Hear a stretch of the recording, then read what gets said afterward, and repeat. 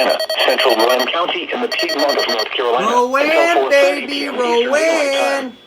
At 3:37 p.m. Eastern Daylight Time, a severe thunderstorm was located near Salisbury, moving northeast at 5 miles per hour. Oh, Hazard, 60 GSP. miles per hour wind gusts and quarter-size hail. Another one. Source, radar indicated. Impact, minor hail damage to vehicles is expected. Expect wind damage to trees and power lines.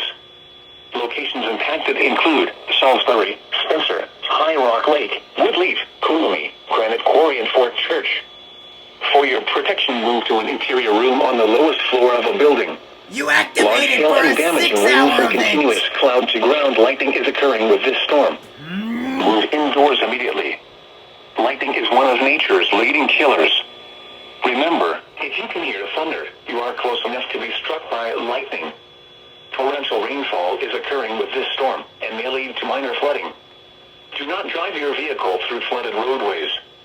Please report damaging winds, hail, or flooding to the National Weather Service by calling toll-free 1-800-267-8101 or by posting on our Facebook page or tweet it using hashtag NWSGSP.